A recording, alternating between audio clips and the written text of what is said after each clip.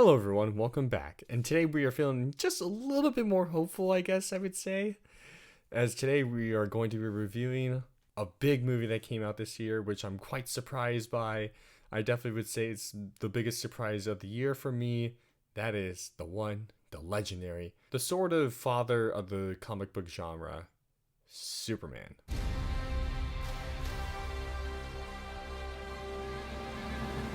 Now, if I did get that wrong, I do apologize. I am a comics fan and I'm still learning, I would say.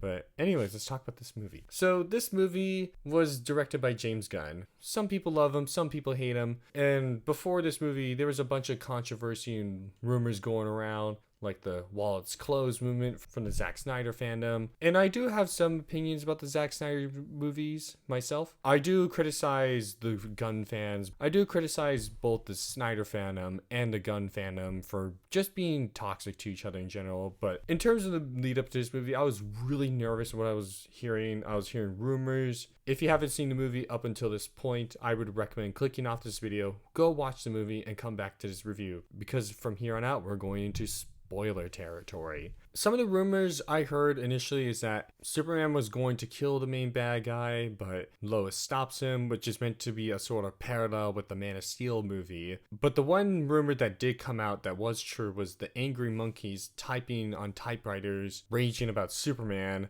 And there was also rumors that Batman was supposed to be in this movie, specifically in the post-credits scene. There was stuff about Supergirl, Ultraman coming out. And to be honest, I was really skeptical, really nervous what I was hearing, as, you know, Superman is my favorite comic book character of all time. Yes, I know some people don't like the Henry Cavill version, and there's a certain time and a place to have more of a sort of Jesus alien character that's kind of detached from humanity, but that's a different topic for another video, I would say. When I saw this movie, much like the Batman movie, I was really nervous going in, and I was blown out of the water. I was really having a good time with this movie. It was very fun, very good, and this is the hopeful Superman, and I think everyone's been wanting for many years. As I told one of my friends, if the Man of Steel movie were to have a sequel, this would be it. A change from the sort of alienated, scorned, detached superhero from the New 52 to the more modern, post-crisis Superman everyone's been wanting. The actor who they chose for Superman was amazing and fantastic. My only comparison would be to Christopher Reeves in terms of his performance. He was very hopeful, very peppy, but he still had that alienation aspect that Henry Cavill's Superman had when the world started to hate him. When it's revealed that the message that he had been sent kind of had parallels with Omni-Man, saying, oh, take as many wives as you can, have multiple children and all that, and repopulate Krypton, which from what I've heard was in the original comic books as well. So in terms of like older comic book stuff, some people might appreciate it, but I really love David's Superman. I was a little bit nervous about the costume, but when I saw it on the screen, it looked much better than what it looked like on set. It doesn't look like he's wearing pajamas. He actually looks like he's wearing Superman. And the Superman logo, I got the reference, is actually from the Kingdom Come story, which I thought was a very interesting design, the Kingdom Come Superman S logo, because the story is very interesting in it in itself. It's kind of has parallels with Injustice, but back onto the movie. Other characters they had Guy Gardner's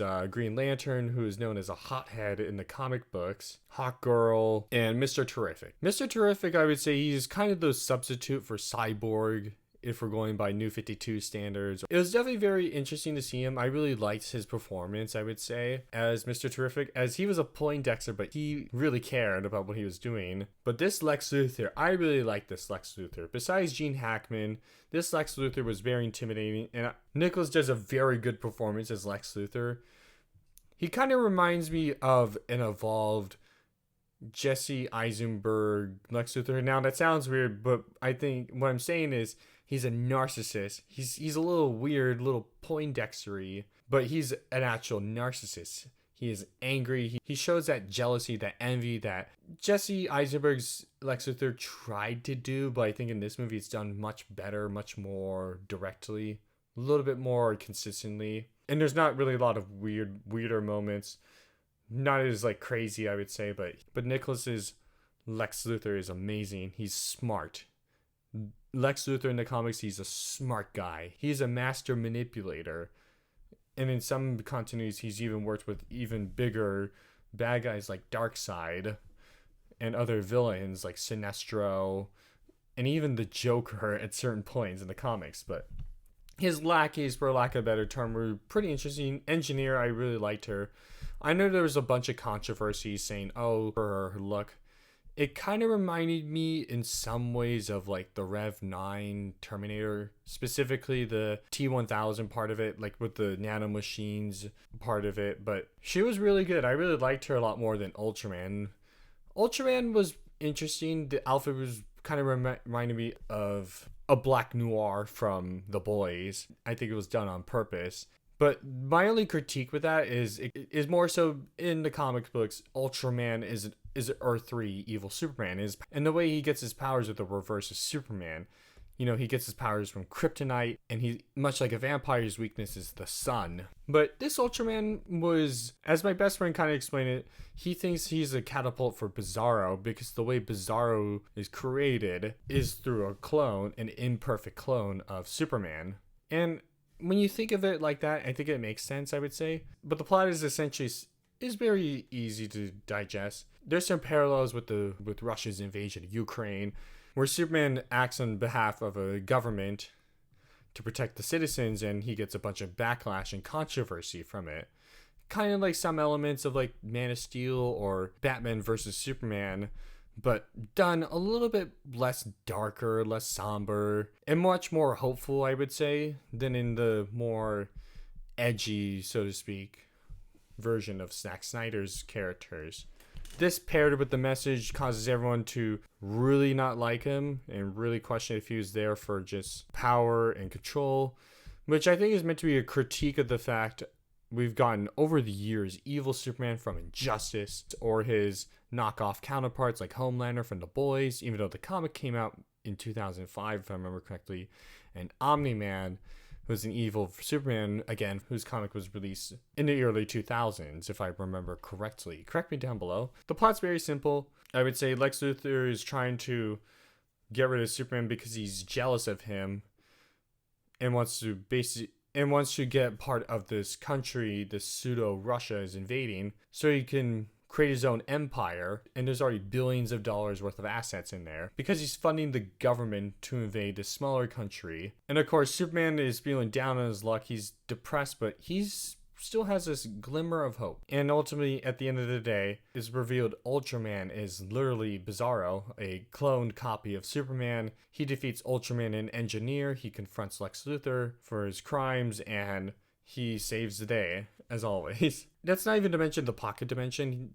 The other side plot, I would say, is when Superman's brought into the pocket dimension, we meet Metamorpho, who has been one of Superman's biggest enemies for many years. But he has a change of heart and wants to help out the Man of Steel because he's being held hostage by Lex Luthor because they have his son. And in the intergalactic prison, ex-girlfriends and even political prisoners are in there. And then when I say ex-girlfriends, I mean Lex Luthor's ex-girlfriends. But honestly, like I said, this movie's pretty fun, very straight to the point, I would say. And a lot of the jokes and stuff, some of them were pretty funny, pretty James Gunn-esque. I like jokes in movies when it's done right and at the right time. And of course, it depends on the movie and the genre it's in. But when it's done with this movie, the times it did make me laugh, it did make me laugh, I would say. There was a few times it didn't make me laugh and it kind of made me roll my eyes, and I did notice some parallel plot points with Man of Steel or Batman versus Superman. But again, in this movie, it's done totally different. It's done with a little bit more optimism, I would say, hope. And it's just a different Superman than what we've been getting for like the past 10 years or so post New 52 comic books, with like a much more somber, more distant Superman. This Superman feels much more hopeful, like someone you really care about, who could be your best friend, your optimistic friend who's willing to say, yeah, life's tough, but let's keep going. Also, with Jimmy Olsen's character, originally in the original leaks, I heard some political stuff about him being gay. I don't know, something weird like that. I mean, not that I care, but like it was just a bunch of rumors and speculation. I was really cautious with this movie, like I said, but I loved Jimmy Olsen. He was one of the best parts of this movie, I would say. Him and his relationship with his, I guess, ex-girlfriend, obviously. He was very vital to the point, and we got some stuff with the journalism stuff, which I really liked, because especially as of recently, we haven't really gotten the investigator journalist aspect of Superman. We did kind of get that in the Batman v Superman. I'm sorry I keep making comparisons. My point is the comparisons is more so with the plot elements rather than directly saying, oh, this is this. But Lois Lane and Clark Kent have a very good chemistry, I would say, in this movie. Their relationship evolves from, hey, we're just coworkers who are basically hooking up, to let's take it very much more seriously. And I really like that a lot. Rachel and David's chemistry was amazing. But all the characters, I would say, they're pretty good, I would say. The other superheroes that they brought, I really like Guy Gardner. Although I obviously would have preferred Hal Jordan. They do my boy dirty. Obviously, I would have preferred Hal Jordan. But I think Guy Gardner, deserve his time in the sun, I would say. And I really liked what they did with this character. He was more like the hothead, like he was in the comic. But he was the large part of the jokes, I would say, of this movie in terms of the superhero stuff, and I really like that. Hawkgirl's like the Gen Z type of superhero whose Hawkgirl's performance was really good. And of course, Mr. Terrific was done very well. The only cameo I don't like in this movie was Peacemaker. And I'm not the biggest fan of Peacemaker. I don't really like the character. I don't like this version of the character in general, but some people like him. I'm one of the few who doesn't. But overall, I would say this movie was amazing. The acting was done very well. And one of my few critiques I had, I wish we had more Clark Kent scenes. And his adoptive parents, Jonathan and Martha Kent, felt a little underdeveloped. I really wish we had more screen time for them. But what they'd done was very well done. And I really like Joseph Kent's message to Clark when he told him the truth about Jor-El's message to him. He said, they did still care about you, but sometimes parents look out for you, but sometimes what they do might be inferior themselves rather than what you really need. And I thought that was really powerful as a message, and I think a lot of people can relate to that message. I'm one of the few who relates to that message, I would say personally, as I really believe in the importance of being your own individual and not letting others dictate what you want to do. The fight scenes were pretty well done. The kaiju battle with Superman and the Justice Gang, pretty entertaining, I would say. There were some times I felt like the CGI was maybe a little bit spotty, looked a little too cartoony, but I think that's just more of a critique on the use of modern CGI as a whole. And like I said, some of the jokes and stuff didn't land with me. I'm not the biggest fan of James Gunn. I don't hate him, but the stuff I did see with him, like Guardians of the Galaxy 1 and 3, I haven't seen the second one, but I didn't really like the third one. I thought the third one was painfully average. But I really liked the first one. And the movies, and honestly, this is, I would say, in terms of movies I've seen, this would be one of the best James Gunn movies of all time. From what I've seen, of course. Now, what do I rate this movie? Obviously, this movie blew me out of the water, but I would have to give this movie a solid 9.5 out of 10. This movie was very well written in terms of its messaging. Some of the jokes didn't land, some of the CGI was a little bit spotty, and some of the action set pieces could have been done a little bit better in terms of the execution, but the messaging, the acting, David's performance as Superman were all fantastic. This would be my movie of the year in terms of casual movie experiences go. Obviously, I think Sinner's the movie of the year for me, but this movie is definitely up there, I would say. If you want a more hopeful, less distant Superman, I would say this is definitely the movie for you. This movie is very good for what it's worth and what it does with the plot. It's very good. It's a great entertaining time, and this is the Superman I think most people have been wanting for a very long time. And what would you rate this movie? Let me know down in the comment section down below. Tell me what you liked, tell me what you didn't like, tell me the references you got. Just tell me anything, honestly, about this movie. And I hope to see you soon.